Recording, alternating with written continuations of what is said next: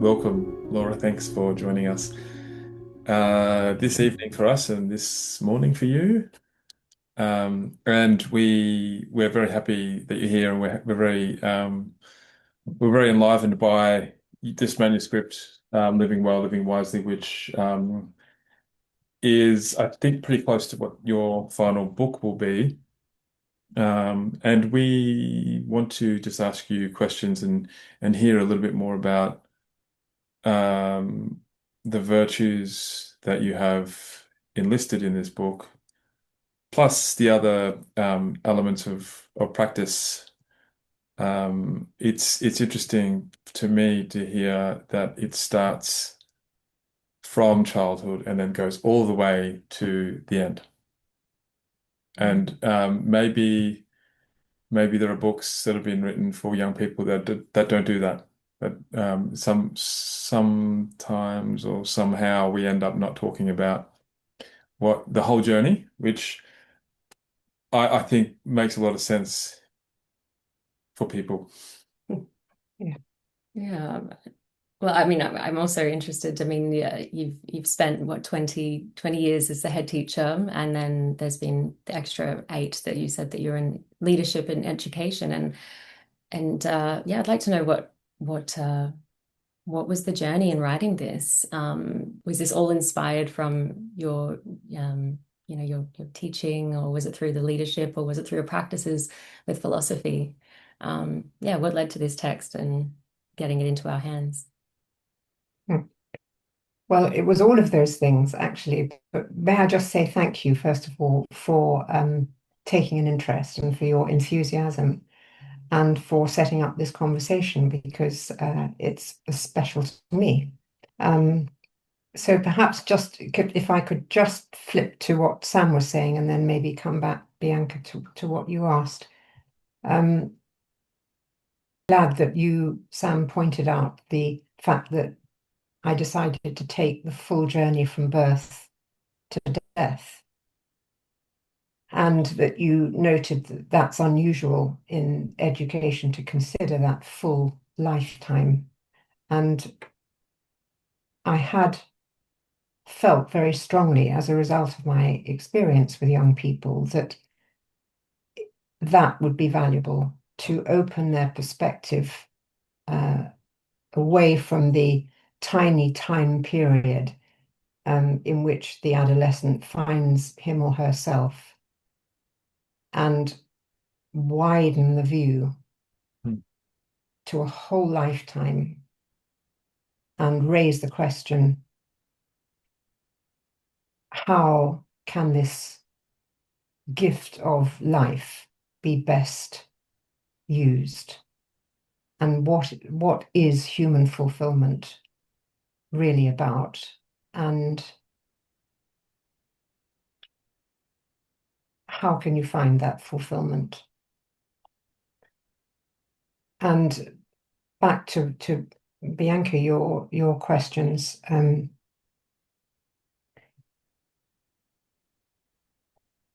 I think, yes, as a result of my long experience working with young people and endeavoring in the school that I led to enrich them with deeper perspectives on life, um, and to water the seed of wisdom in their lives. Um, of course, in that period, uh, I worked centrally with that because the heart of the school rested in a wisdom education and what that really meant. And of course, in those 20 to 28 years of experience, one is learning all the time. So this book was looking back at the fruit of that entire experience, and of course, the experience of a lifetime myself, and all the ups and downs and the mistakes and the education that has taken place and is still taking place. And I just felt that it had to be written, had to be recorded, Um, Certainly looking at the desert, really, that exists for young people today. Um, yeah, something just had to be provided. And I know that it's not going to be necessarily resonating with the whole spectrum of schools. But I hope it will resonate for some, if not now, maybe in the future. But having written it, at least it's there, and I feel that I will have completed the work that I was called to do. So, and it's not in any way perfect, far, far from it. It's simply an attempt to give that experience and wisdom, which is not my own wisdom at all. It's universal wisdom, as is very evident when you look at the book. It's not my wisdom, um, but to make it available. Laura, the book is centered around 10 virtues, which when I read them, I thought to myself, where do these come from? I mean, there's lots of lists of virtues in different religious and wisdom traditions that you can find. But this one seems to be a bit of a mix. It lists virtues like magnanimity, which often we don't hear much about these days. So, what, where did you kind of draw that list from? From life, and from the entire cross section of the wisdom traditions. And Hmm. I think this is quite an important point that, um, well, first of all, the use of the word virtues I considered very carefully, Hmm. um, because it's not a word that is well used. It's not a popular word, but I think it's much better than the word values, which is the popular word, because it's more true. And it's not virtue in relation to vice. It is virtue as a jewel within the human heart. But the wisdom comes across all traditions and none. I mean, some of the quotations, as you know, are from novels. But there is, you mentioned this before this particular set of questions began, that the virtues actually reside within our hearts as human beings. They are so natural to us. Um, and it is true that there are circumstances that human beings find themselves in, both by virtue of their own nature and the environment that they've been impacted by, that make those virtues difficult to access. They seem buried sometimes, and sometimes not. But it's necessary to speak the wisdom as beautifully as it can be spoken, so that it touches the knowledge that resides in the heart of the hearer, so that the recipient feels within their heart, yes, there's some truth here. And then he or she starts to inquire and then clarifies as a result of their own experience. Before we started, we explained that we're teachers at a Yes, school here in Brisbane. So yes, so we I teach a philosophy class the sort of curriculum that we use in here in Queensland, and the we study moral philosophy and we look at the word virtue, and the only way that I've really got these students to really understand it is to explain that if you think of a vice as being the opposite of a virtue, and a vice is something that grips, and its opposite is something that lets which lets you free. yeah. And considering what you just said about these qualities which are inherent in each of us, if we follow them, they'll lead us to freedom. But if Yeah. we ignore them, we end up in a vice, and we ended up bound. And I think that's the only way that it feels that students can really understand what it might mean to turn to virtue. I think that's so beautifully put. And it's absolutely true that as the virtue expands in life, the freedom increases. Mm. Yeah, yeah. Yeah, I mean, and some of these students that we teach, as I was saying earlier, Laura, are so interested and thirsty for these wisdom practices. Some of them elect to come to school, an hour beforehand. At one point, we had Okay. sort of 20% of the school would show up to come and meditate with us and do, a practical philosophy. So it's just introductory material practices. But a lot of these students are so thirsty for it, and that is what sticks with them. But there's also some students that don't really engage with some of these things. And in fact, a question for you I would like to pose is that some of this is like a bit of a double edge in that, students can face sort of oppositional or have oppositional energy when it comes to these practices at times, whether Mm. it's, don't want to fall still, or maybe it's confrontational.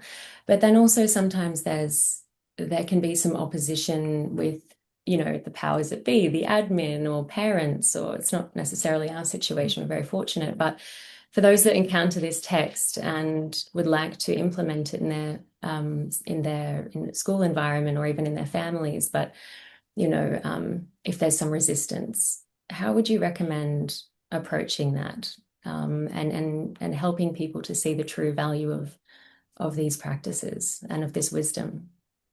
Well, I think maybe there's an answer to that question in relation to the parents, because you touched on parents.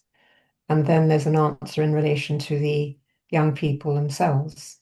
Would that be okay? Yes, Mm, certainly. I always found, and I had to do this at least once every year, usually more, that when I addressed new parents taking an interest in the school, and I told them about this approach to their, um, call it if you like, moral and spiritual education,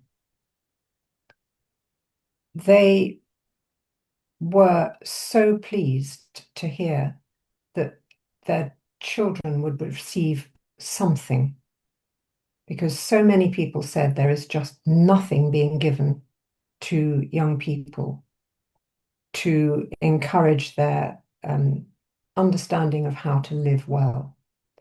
And what they particularly loved is that if they were Muslims or Jews or Christians or of no tradition, that they were hearing principles which they knew to be valuable, which were not proselytizing a particular path or a particular religion, but that accorded with what was valuable to them in life.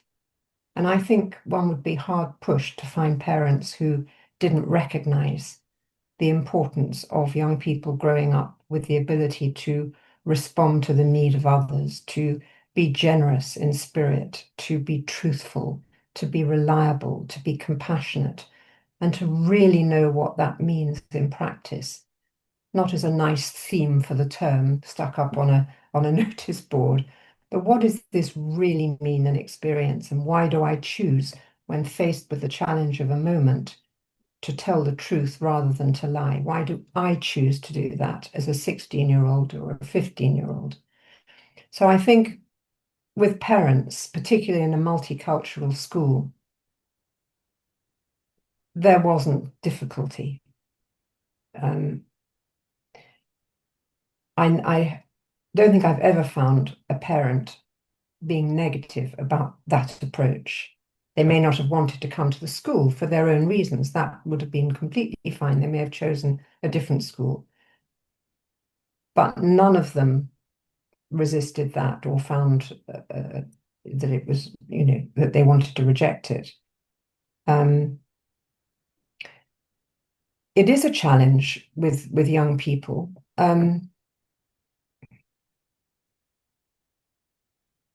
but there are quite a few elements to this. First of all, one has to create, well, maybe I'll take it a little step before that.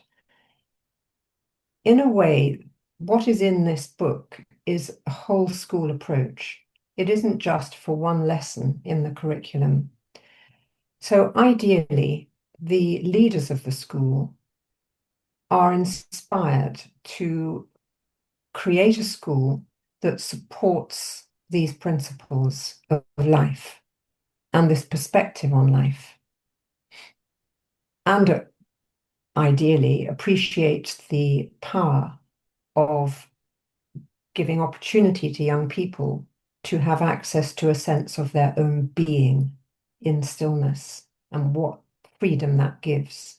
So, in a way, there are two aspects. There's the enriching with wisdom, and there's the enriching with that sense of being in stillness and the freedom that that gives. So, there are two aspects to this.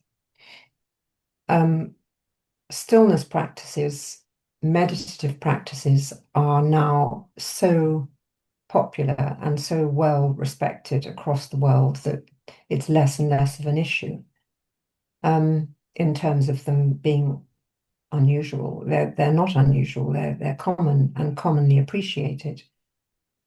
And how you introduce them in a school obviously is one subject. As far as the enrichment with wisdom is concerned, I think that is unusual in schools. And increasingly so for a few reasons.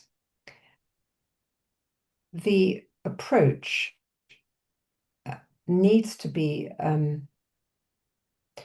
confident, but never proselytizing or bombastic. So the teacher would actually personally have to know that this was valuable. And that's important because the child will pick up immediately if there's a doubt in the teacher's mind. So the teacher, him or herself, has to have deep confidence that this approach is first and foremost to them and is going to be invaluable to the pupils. Then, in terms of the lessons, but again, this is reflective of a whole school approach. There has to be a culture where you develop lack of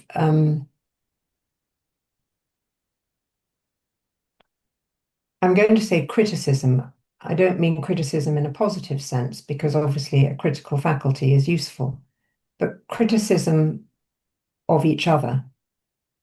So a loving atmosphere, which is not judgmental and not vicious in the proper sense of the word. If that loving culture is your school, then the conversations you would have in the classroom are more conducive. They'll be more easily facilitated. Because one of the key features of the approach is to be able to listen to each other, for a pupil to listen to their friends without criticism and without judgment. That atmosphere, that culture has to be bred over time. So the lessons will take place in a gentle environment in which the young people are relatively, and obviously this is never going to be entirely the case, but relatively free from the fear of each other's criticism, so that they can share their experience with each other, because that's very important, that they put things into practice and they come back and they talk about them, and that there is a trusting environment in which they can speak. But the teacher needs to have confidence in what is being taught. And also, pupils need to be in a culture where they learn to listen. And that's another thing. I mean, I don't know whether it's the same in Australia, but there's less and less ability in young people to simply study something and listen to something together with any sustained attention. Well, that has to be cultivated in a school and in the approach of a school. So the way these lessons will work is that there is a passage, not a long passage, for some study, as you can see, and that's followed very quickly by questions which feed or call on the pupil's discernment and experience and higher intelligence. And so, as you said, Sam, it's a Platonic approach, if you like. Um, so coming back to your original question, Bianca, I hope I haven't drifted off, but talking about resistance, um, there will always be resistance in young people to anything that their authorities tell them. But I've always found that there's a deeper listening that goes, at the top level of the mind, there's a lot of opinions, and I know better, and what on earth is she talking about? And this is a load of rubbish.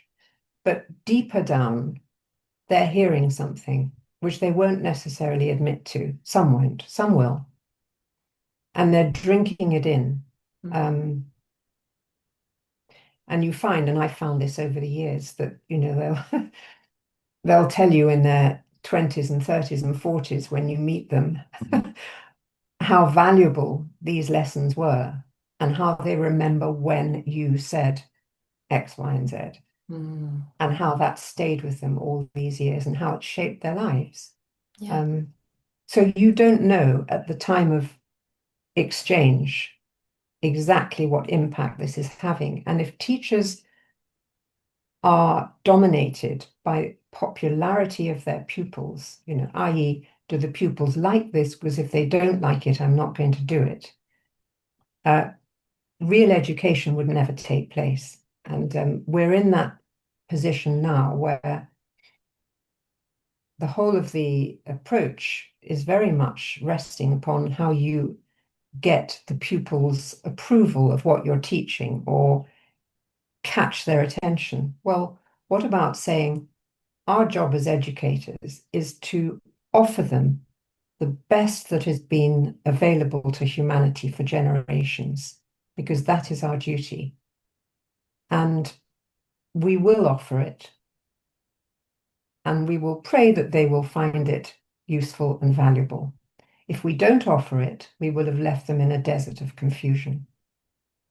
That's excellent, Laura. Mm. Thank you for that answer. It's very helpful. Long answer, I'm Yeah, sorry. no, that's very helpful. Um, I was looking at your list. I can see that you started with the virtue of truthfulness, and that's sort of, it feels as if right now, and probably forever, but really now, uh, telling the truth is something that is an option. I know I've got three young boys, and we insist on truthfulness. And I think most parents would do that with young people, with little kids. Um, However, when they get to teenage years, there's real attractiveness with not telling the truth, and I guess it comes from evading conflicts, the profits that come from white lies or deception. And now we sort of have allowed that to creep in as a normal, a new normal, where honesty is the best policy is not now the best policy. It's maybe the second best or third best, but it's there. How would you try to make truthfulness the most attractive proposition for young people? Really, such a good question. The first thing that comes to mind as you ask it actually is that friendship is really, really, really important to the young, as it is to us as we throughout life. Love that loving relationship with another. Um, and so I would expand upon that as a kind of number one in relation to truthfulness, Mm. that a friendship is absolutely based upon trust. Mm. And trust exists where there is truth. And without truth, there is no trust. So that I think is number one. And that will apply as they move into young adulthood and seek different kinds of relationships with another. Um, Relationships are watered by truth, are nourished by truth, and they wither without it.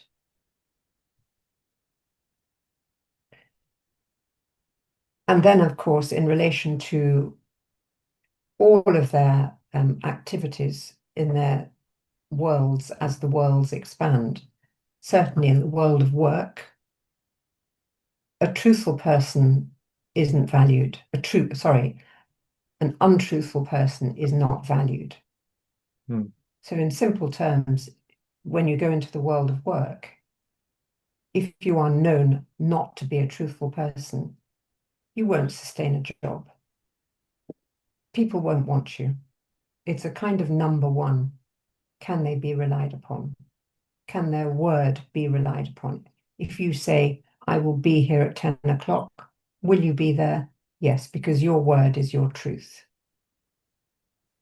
That you have to expand on that with young people and for them to begin to realize how true that is, that they will be valued according to how they are trusted, and they're trusted by truth. And then, of course, there's the whole situation. And again, this is where practice comes in because they begin to realize this in practice. I remember, funny enough, I mean, goodness knows how many years ago this is, but um, a young person saying how she'd broken some very valued object in their household, and she knew how precious it was to their parent. And she had a choice whether she was going to own up or not, and she decided not to. And then she described all the confusion that arose from that and the pain of deceit and how the deceit had to grow. And this is very important that you show this in practice and the children discover it in practice, that as the deceit grows, coming back to your point about vice, the vice tightens and you get more and more bound and more isolated, and your relationship seems further and further away. It's severed with your loved one, whether it's your parent or your friend. It destroys everything, that deceit, and it ultimately, it in a way destroys yourself as well, because you're alone with that bondage, that confusion, that complication of your lies. And then, of course, the situation in course of time, which again needs to be explained and then discovered in their own practice, is that nobody will believe you when you do say something because you're known to be someone who can't be trusted. And then you can't make more relationships and you can't be trusted in your place of work, and people won't want to have anything to do with you. These are fundamental things. And then finally, there's the arm of the law, and you can go into that. So, you come back to this principle again that the virtue provides for freedom, inner freedom, emotional freedom, and freedom in your relationships. If you have a cohort, I've got 23 kids in my philosophy class, and they're afraid to give their opinion. They're afraid to speak because they need the chorus of affirmation. They need to make sure that everyone agrees with what they say, otherwise they're going out on a limb. And it feels like it takes 18 months. I've only got them for 2 years. 18 months Mm. until it feels like they're happy enough to put out their own idea. And I feel like that to me is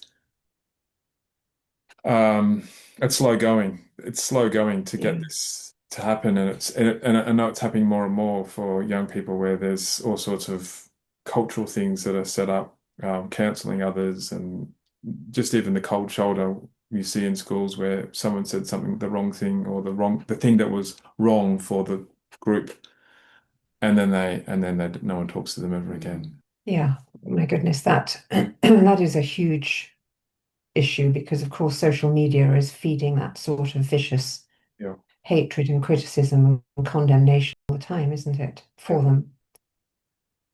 Um, and you in your school only have them for that, as you say, a brief window. It's not that you have them for the whole of their secondary education. Um, so yes, it would be difficult to grow that trust. I haven't got a quick answer to that. no, that's all right. It's a big problem. It is. Mm.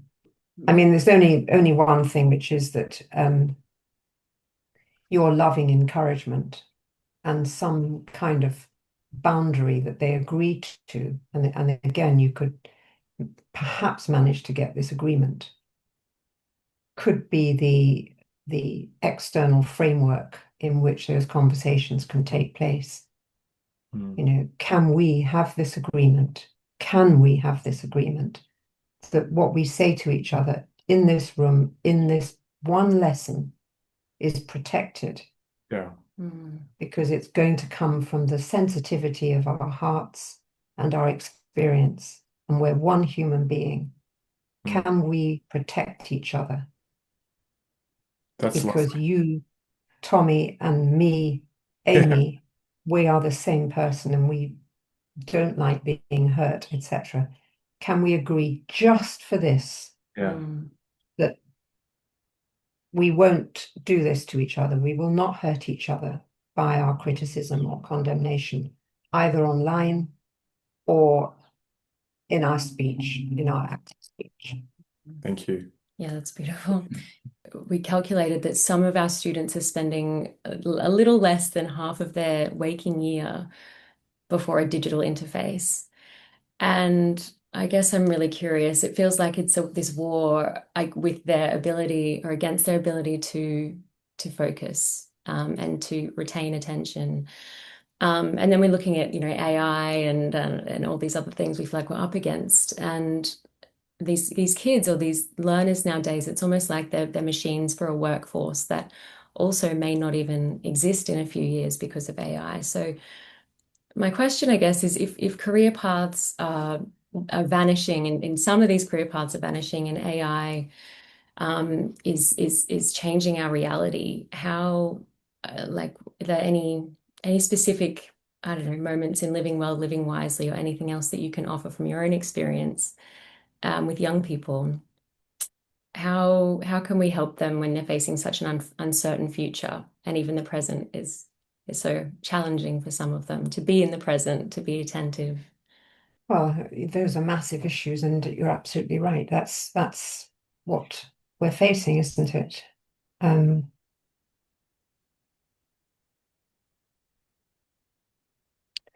one of my intentions in the way this book has been approached um, is not dissimilar to the way in which I tended to teach, I suppose. I think it's always valuable to start from the largest perspective, the largest principles that remain true for all time. And under the umbrella of those principles, the particular challenges of the time are addressed. Mm. Um, so, rather than starting here, one starts there. Um, and I think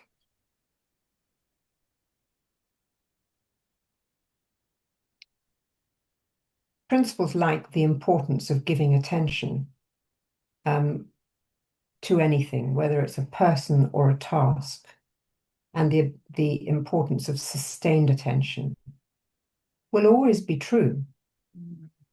You know, the creation, no matter what one is actually dealing with, depends upon, or the well-being of creation depends upon human sustained deep attention that is accessing all the resources available to humanity, the resources of the well-educated intellect, the resources of intuition, the resources of creativity. All of those resources depend upon attention. So no matter whether one's dealing with computer programming or whether one's dealing with talking to a colleague in a creative, constructive conversation, that attention will be vital to the flourishing of that enterprise. Thank you. I don't know whether that addresses, at least in small measure, what you're presenting. Absolutely. No, it absolutely does. And that's one of the things I loved about the book. It comes back to that again and again, a reminder for the young person that all of these big emotions, all of these big problems that we're facing is all happening, within oneself. And um, that's such a gift to be able to give that wisdom and that knowledge to somebody so young. So many people in the School of Philosophy we meet are saying, at the middle age, or so many years into their life, they wish they'd found it sooner. So yeah, that's such a gift, and thank you. That's a great answer to the question. Thank you.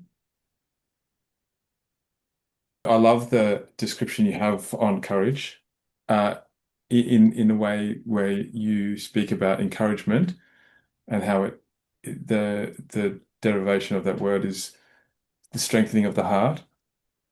Um, Now, I don't necessarily think young people are brokenhearted, but I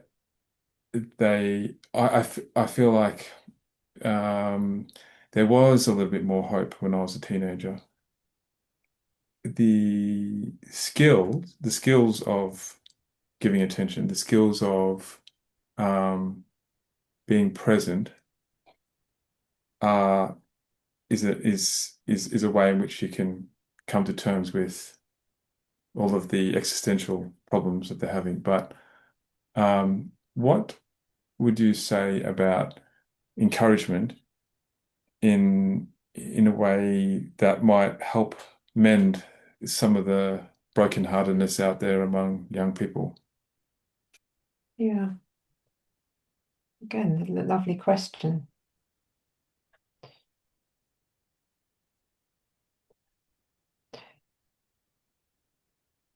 I think that hope is very essential, particularly, from everything that you've both been saying about what this present generation is facing. Hope and inspiration, because they're bombarded by so much that is negative. And one of the currents, one of the largest currents running through this book is the importance of service. The life is given for as an opportunity to give back all that is in your gift. Everything that is valuable in you is waiting to be given for the benefit of others, for the creation. And life lifts and is enriched through service. And the opposite is true. So as the perspective diminishes and becomes all about me, everything shrinks, even the energy available to one. So what we're really saying to the young is, look up, Mm. look out, Mm. and together we can find out how to live in a way that is large and exciting and encompassing, in which your gifts expand more and more, your understanding grows, your wisdom grows, your intelligence and knowledge grow, all for the sake of giving and uplifting those with whom you walk. That is very strengthening, It just being reminded of your gift and your purpose. It's, I mean, it may not be obvious when you're 17, No, no. but quite often at the school we'll bring in young people, well, they're not young, people that I knew when I was young, who have now led amazing lives, and they talk to the young people. And I gave this a title to one of these talks, which is Going Nowhere. And that's how it felt like back then. But the going Mm, nowhere took on a new meaning when they'd established yeah, themselves in these careers. yeah. And they really are going nowhere. They really are, they have an audience. One was an artist, one was a musician. And I, I, I I hear you. I hear when you say hope and inspiration, um, properly applied so that it's not said in a way which you might read on a greeting card. Properly administered, you can really strengthen the heart of young people. So thank you. That's a great reminder. People do talk to the young about making a difference, and that's a cliche. Um, and they talk about leadership. Everyone is a leader, and you can be a leader even if you're just giving out the sweets at break time or whatever it is, Mm. you know. But to be inspired to be a leader that lifts the world in some way, or lifts just the small company of where you are, what does it really mean? Um,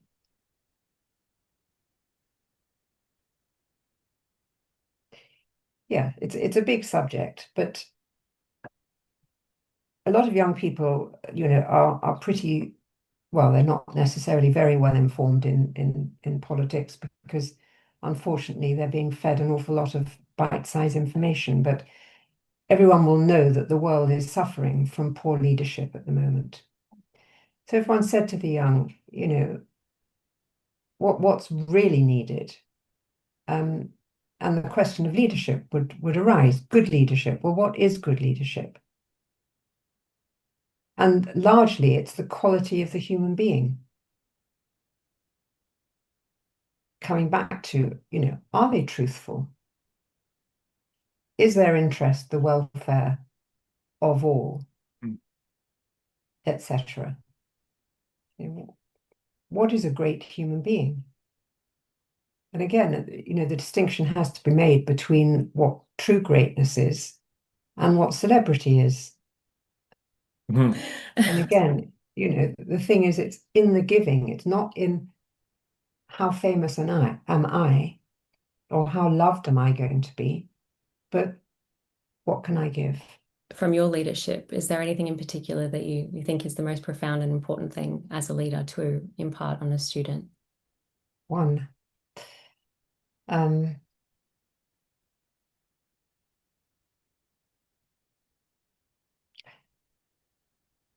I think the importance of love and what that really means. What does that really mean?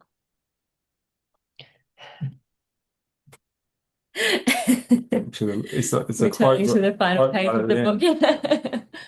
What does Julia Norwich say? Yeah. Mhm. It's Love love is his meaning. is his meaning. Yes. Love is the meaning. Love is his meaning. Mm. Gosh, that is so profound. Mm. Um, there was one occasion, funny enough, as you asked the question, so I'll speak it only because it comes. Um, as you ask. If I can remember this accurately, it was a 13 stroke 14-year-old girl who had been a major trouble in the school, which was really, really difficult, really, really naughty.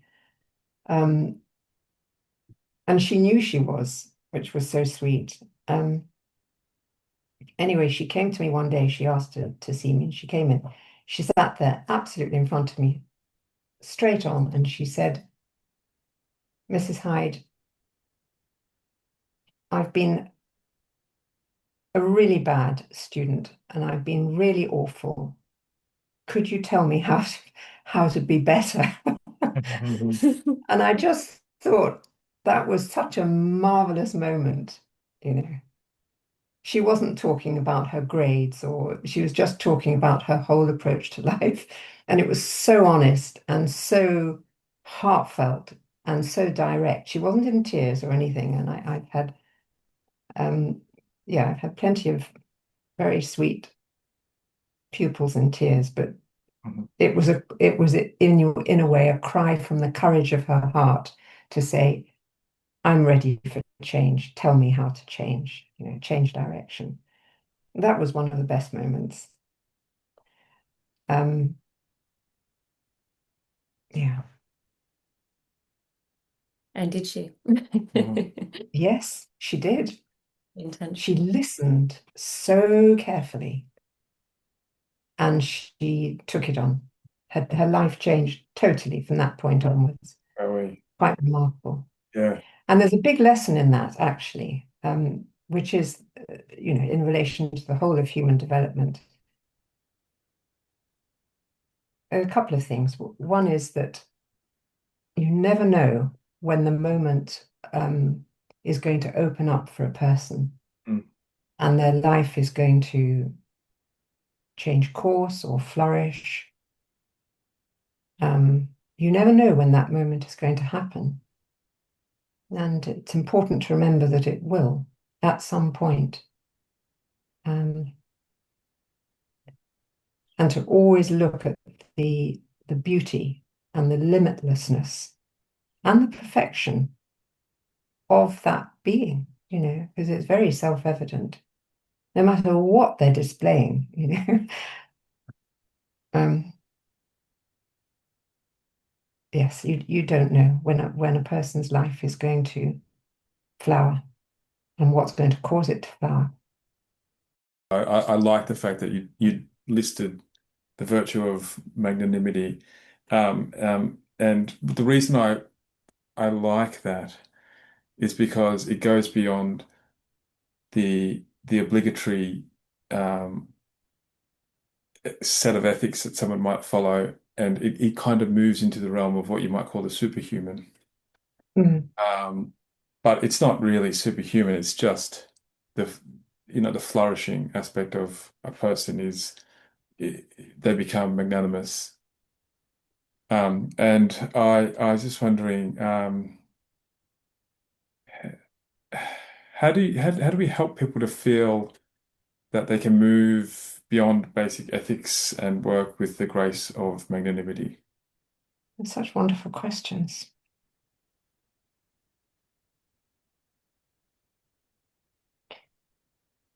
I think it's to do with meaning.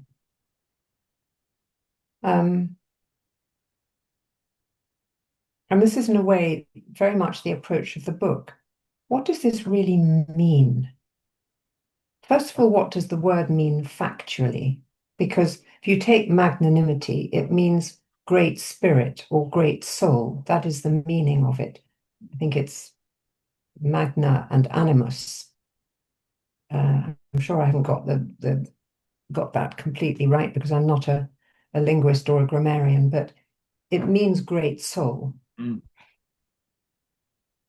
And that is very different from the word kind, be kind. Yeah. I mean, kindness is obviously important, but so when you're teaching, um, it's always good, as I said before, to take the universals, take the big concept, don't start with the small one. So we could say it's a human value and be kind, and we see that all over the primary schools walls. Mm. But actually, it's magnanimity. That is the greatness of it.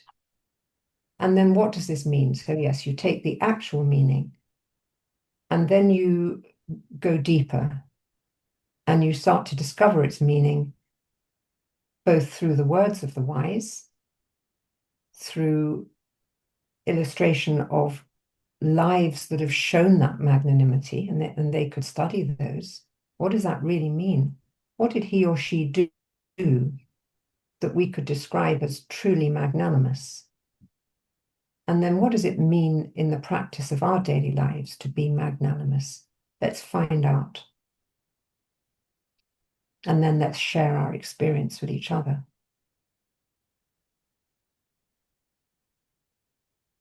Does that answer Yeah, it's wonderful. Yeah. part way to? Yeah. I'm reminded of Marcus Aurelius and his insistence that we find a mentor, and we don't have to find a mentor who's someone we know. We can make the mentor from the best qualities of the best people, and Yeah, and then you have this superhuman who becomes your mentor, and then you've got the magnanimous before you, and you can follow that yeah, instead of being kind. So, yes. You talk about practicing and the discourse and the dialogue that needs to go along with these chapters. But I don't recall too many actual practices that are recommended in the book, No, other than the no. awareness exercise. Do you have anything to suggest in terms of the philosophical practices we might be familiar with and the ones that really work with young people in at St. James or wherever you've been working? Um, I'm glad you raised that actually, because I think I do reference it in the introduction that I haven't written practices. Um, and I haven't written them because it always worked to be completely spontaneous about that. Right. Um, so, and the conversations are obviously always very, very different. So the teacher will take and suggest the practice that comes out of the nature of the conversation. Um, so yes, it's best to be spontaneous, but obviously it has to be a practical and simple question, and they agree it with you. And then the important thing is you do come back and ask them to share their findings the following week, Mhm. so that they get the sense this is a real thing, not just something she's going to forget. But Absolutely. it's the best way because their examples are always wonderful. Mhm. And you grow that spirit of trust that we were speaking about earlier and lack of criticism. One of the things you can do, Sam, just going back to that whole question of an environment in which people are afraid to speak, is at worst, you can ask them to write their findings, to note their findings. So you get them into the lesson, say, well, last week we decided that we would take the practice simply to be truthful. Whenever the challenge was presented. Um, what have we found? And incidentally, it's terribly important that that you've got a sort of environment in which it's perfectly all right for them to so-called fail, in inverted commas. Nobody's marking this. Nobody's saying you are a good pupil because you've always done the right thing. That is incredibly important. This is why I wanted to emphasize that we're not doing a score of virtue and vice in that respect. We're not talking about being a good person. We're talking about living a flourishing life, and we will make every mistake in the book, and that's okay. So you can get them to just note their findings. And if the environment is such that you don't think they can even share what they've written, you could say, okay, well, for the first 10 minutes, just record what you found about being truthful. Just write it down. And then afterwards you say, who's prepared to share, who's willing to share and read out what they've written. Maybe that's where you begin. And you're not expecting them to have spontaneous conversation. Lovely, yeah. You could Yeah. even say who would like me to read out Yeah. their reflection without any names attached. Uh, Yeah. therefore, That would be a very good idea. Yes. good one. Yeah, thank you for that. Very good idea. Yes. Well, I'm aware of the time and I'm aware of your time too. We're getting late here. Um, Yes. but we're just so happy that we're able to talk with you. I feel that there's so much work to be done in the world. Um, Sometimes it hurts the heart how much there is to do, but also speaking with you makes it feel possible. Mm. I can only wish you well and say that it has been an honor to be able to share these things together, because this is really the important area of work, isn't it? So thank you for all your work. Yeah. There aren't many souls like you who can see, and are willing to do the work. Mm. Yeah, no, thank you so much again for your generosity of spirit and your time and making this like the seeds in the practical philosophy classes that or the extracurricular things that we've been doing have been so fruitful. But to be given a manual about how to do this from somebody who's really tried and tested it, with so many beautiful, wise, tangible options for parents and educators and just anybody that cares. It's like just such a gift to the world. So yeah, this is fantastic, and I just can't wait to dig our teeth in and make a plan and from there. So yeah, thank you, Laura. Very much appreciated. Thank you. Sleep well. Good night. I mean, good day. Bye bye. Bye. Bye.